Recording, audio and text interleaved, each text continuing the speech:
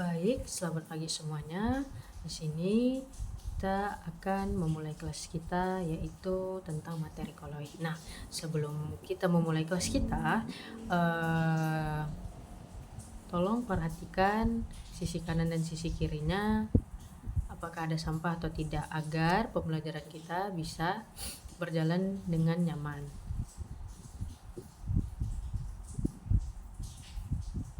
Oke, baik.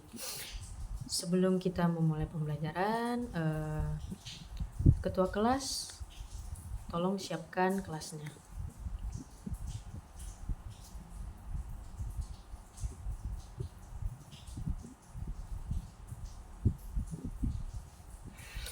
Baik, sebelum memasuk pembelajaran, apakah hari ini ada yang tidak masuk? Iya, masuk semua ya. Beri aplaus untuk kita semua. Oke. Nah, di sini kita akan membahas tentang apa itu koloid.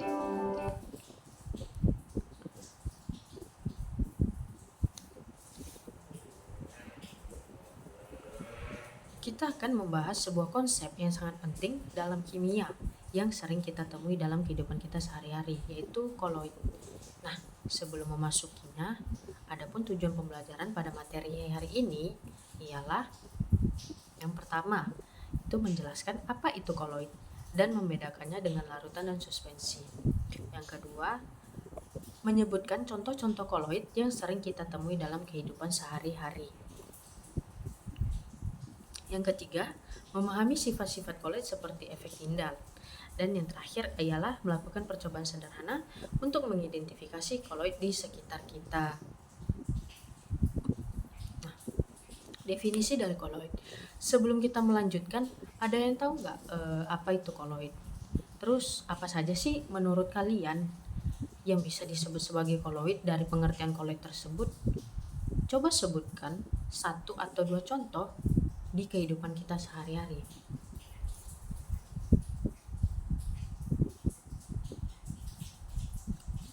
Iya, baik.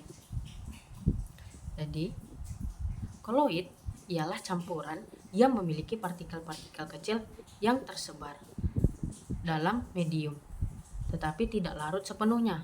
Dan koloid ini ditemukan dalam berbagai bentuk, seperti susu, mayones, kabut, dan lain-lain. Nah, susu adalah contoh koloid yang sering kita temui. Sekarang, coba jelaskan mengapa susu bisa disebut koloid. Lalu, apa yang membuat susu berbeda dengan air biasa?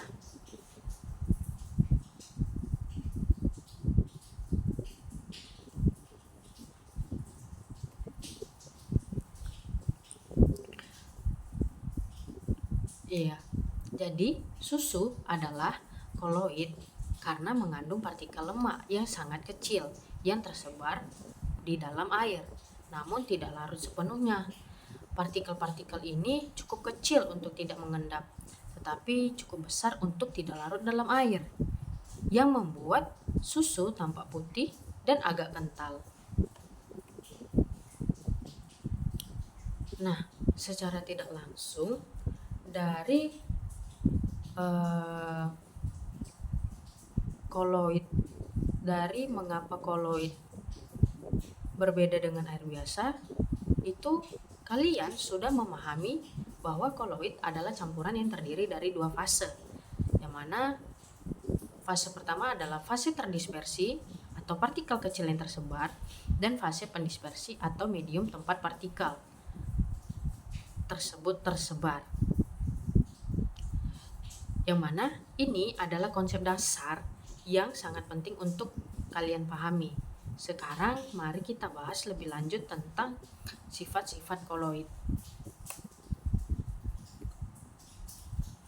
Koloid memiliki 2 fase utama. Yang pertama ialah fase terdispersi atau partikel kecil yang tersebar dalam medium. Yang kedua ialah fase pendispersi, medium tempat partikel tersebut tersebar. Nah, ukuran partikel dalam koloid itu berkisar antara 1 hingga 1000 nanometer. Partikel-partikel ini cukup kecil untuk tersebar merata, namun cukup besar untuk tidak larut sepenuhnya, yang membuat koloid memiliki sifat yang unik. Salah satu sifatnya ialah efek Tyndall, yang mana fenomena di mana cahaya yang melewati koloid akan terdispersi karena adanya partikel kecil di dalamnya. Sebagai contoh dari efek Tyndall ini bisa kita lihat ketika sinar matahari yang menembus kabut di pagi hari, yang mana nanti cahaya tersebut akan tampak tersebar, atau bisa kita lihat pada saat di siang hari cahaya matahari yang masuk pada angin-angin rumah, di situ nanti akan tampak cahaya yang tersebar. Nah, untuk saat ini jika ada yang kurang mengerti atau ada pertanyaan, jangan ragu untuk bertanya karena kita akan melanjutkan pembahasan ini. Jadi jangan lupa untuk mencatat hal-hal penting yang akan dibahas ya. Nah, untuk memperjelas pemahaman kalian tentang contoh-contoh koloid tadi, di sini saya sudah menyediakan beberapa gambar contoh koloid yang sering kita temui. Koloid itu bisa berbentuk cair, gas maupun padat dan sering kita lihat dalam kehidupan sehari-hari. Contohnya ialah susu, mayones, dan kabut. Tentunya ini tidak asing dong bagi kehidupan kamu. Nah, sekarang mari kita bahas lebih dalam mengenai struktur koloid dan mengapa koloid itu bisa disebut sistem heterogen. Koloid adalah campuran dua fase yang berbeda, yang mana fase terdispersi dan fase pendispersi. Walaupun koloid tampak homogen pada pandangan mata kita, namun sebenarnya ia terdiri dari fase yang berbeda. Terdiri dari dua fase yang berbeda. Contohnya pada susu, fase terdispersi adalah partikel lemaknya yang tersebar, dan fase pendispersinya adalah air. Meskipun kita melihat susu sebagai cairan homogen, secara mikroskopis ia memiliki dua fase yang berbeda. Dalam koloid biasanya cukup kecil untuk tidak mengendap, namun cukup besar untuk tidak larut sepenuhnya dalam medium. Nah, saya berikan waktu untuk membentuk sebuah kelompok. Kita cukup 2 kelompok saja. Iya. Dan yang akan kita bahas ialah berdasarkan apa yang kita pelajari tadi nih, apa saja sih yang membedakan koloid dari larutan biasa, dan mengapa koloid disebut heterogen sementara larutan adalah homogen. Baik, saya akan memberikan waktu untuk kalian berdiskusi.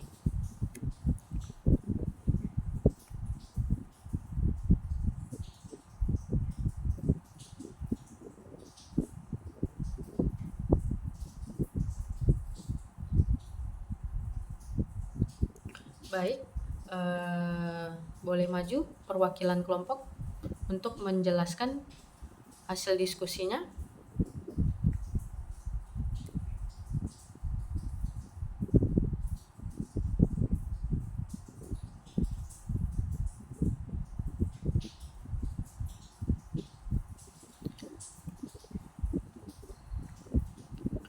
Oke. Jadi Ibu tambahkan ya, koloid adalah sistem heterogen karena terdiri dari dua fase yang berbeda, yaitu fase terdispersi dan pendispersi. Sedangkan larutan adalah sistem homogen di mana partikel tersebut sepenuhnya larut dalam medium tanpa adanya dua fase yang terpisah. Nah, untuk memperjelas lagi di sini Ibu sudah mempersiapkan video untuk menunjukkan bagaimana koloid itu terbentuk dan bagaimana partikel-partikel koloid berperilaku dalam medium. Video ini akan memberikan visualisasi yang lebih jelas tentang proses pembentukan koloid dan efek Tyndall yang telah kita bahas tadi.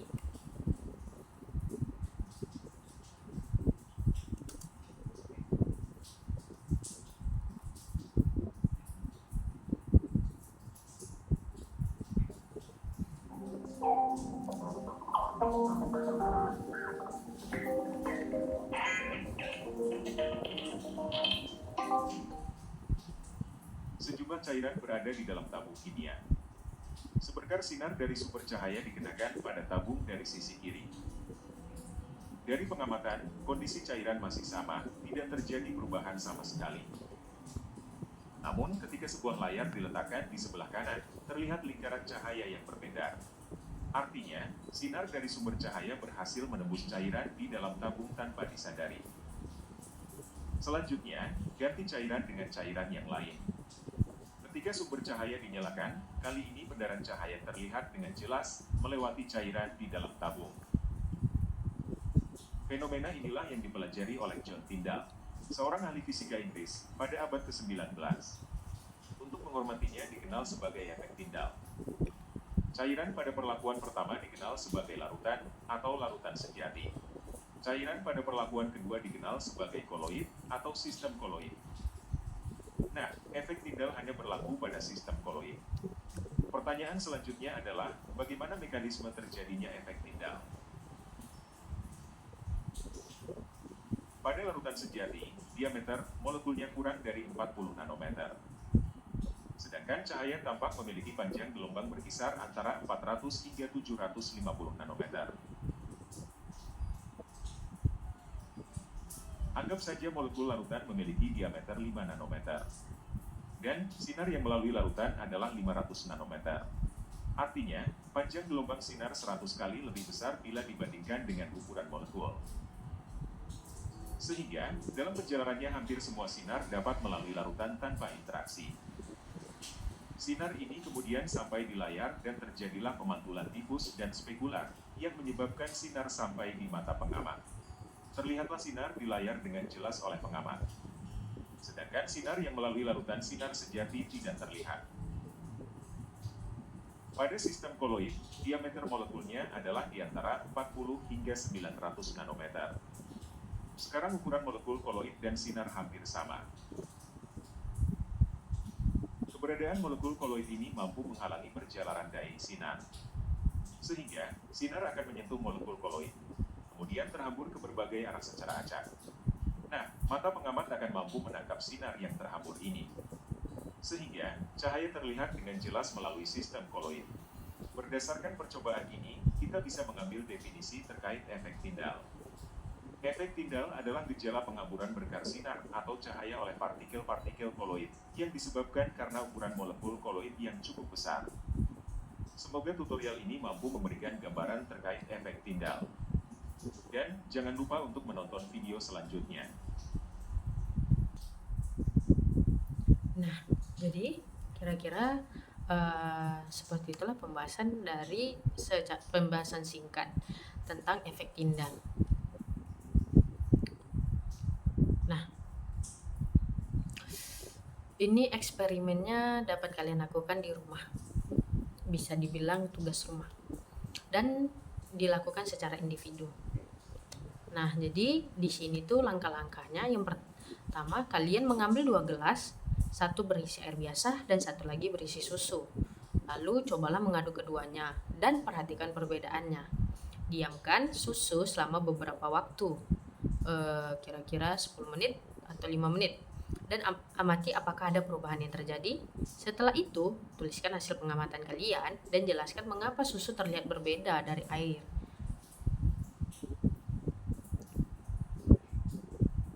Dan kalian hasilnya nanti bisa kalian jelaskan di hari berikutnya. Baik, tak terasa ya sudah berada di penghujung pembelajaran. Nah, sebelum kelas akan kita tutup, ada yang bisa tidak merangkum apa yang sudah kita pelajari hari ini? Siapa yang bisa memberikan rangkuman singkat mengenai materi yang telah kita bahas?